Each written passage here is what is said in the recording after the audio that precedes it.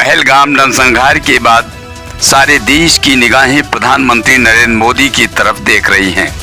कब हिंदुस्तान की राफेल आतंकवादी संगठन का समर्थन करने वाले पड़ोसी पाकिस्तान की तरफ गरजेंगी। वहीं कांग्रेस के दामाद रॉबर्ट वाड्रा आतंकवादी घटनाएं मुस्लिम समाज के दमन का जवाब है। इस कथन पर कानपुर न्यायालय के अधिवक्ता संजय मिश्रा ने सीजीएम कोर्ट में एक परिवाद दाखिल किया है, जिसके अंतर्गत गंभीर धाराओं में मुकदमा पंजीकृत हुआ है। वहीं सीजीएम कोर्ट ने मुकदमे की सुनवाई करते हुए कोतवाली पुलिस को 17 मई तक आख्या प्रस्तुत करने का आदेश दिया। रॉबर्ट वाड्रा का ये बयान एक निजी चैनल को दिए गए अपने निजी वक्तव्य के रिकॉर्ड से अधिवक्ता समाज आहत है। सर, क्या मामला है जो आपने 23 अप्रैल को इलेक्ट्रॉनिक मीडिया में वादी रामनारायण सिंह एडवोकेट को ये जानकारी हुई कि रॉबर्ट वाड्रा ने एक बयान दिया है कि जो अल्पसंख्यकों के साथ अर्थात मुसलमानों के साथ अत्याचार हुआ है, पहलगाम की हिंसा उसी का प्रतिशोध है, और उन्होंने इस हिंसा को जस्टिफाई किया। जब हमें जानकारी हुई तो हमने एक वार्ता पत्र 24 अप्रैल को थाना कोतवाली कानपुर नगर में दिया और 7 दिन से बराबर दौड़ रहे हैं, तो वहां पे कोई मुकदमा दर्ज नहीं हुआ।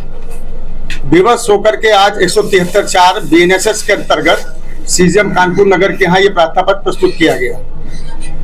सीजीएम साहब ने पूरे प्रार्थना पत्र का संज्ञान लेते हुए थाना कोतवाली से दिनांक 7 मई 2025 को ये रिपोर्ट कॉल की है इस संबंध में, क्योंकि रॉबर्ट वाड्रा ने एक्चुअली में धारा 147, 196, 197 बीएनएस के अंतर्गत गंभीर और जघन्य अपराध किया है, जो घृणा को फैलाता है, राष्ट्रीय एकता अखंडता को भी चोट पहुंचाता है। ये गंभीर अपराध है। किसी को भी ये इजाजत नहीं है कि राष्ट्रीय एकता अखंडता को चुनौती दे। सार्वजनिक तौर पर इस प्रकार का वक्तव्य देना गंभीर अपराध है, इसीलिए इस मुकदमे की कार्रवाई की गई है। क्या नाम है आपका?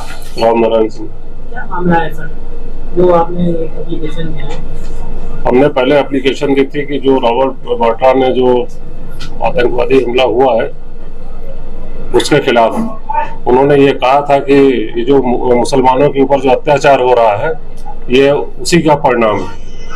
उसी के बाबत हमने जो है कोतवाली में एप्लीकेशन दी थी, लेकिन वहां पर कोई कार्रवाई नहीं हुई, बल्कि वहां के इंस्पेक्टर ये बोलते हैं कि योगी और मोदी की औकात नहीं है लिखाने की, तुम्हारे FIR क्या लिखूं। तो फिर आज जो है हमने 156(3) के अंदर सीजीएम साहब के एप्लीकेशन दी है, वो रजिस्टर्ड हुई है और 7 तारीख को रिपोर्ट के लिए लगी हुई है।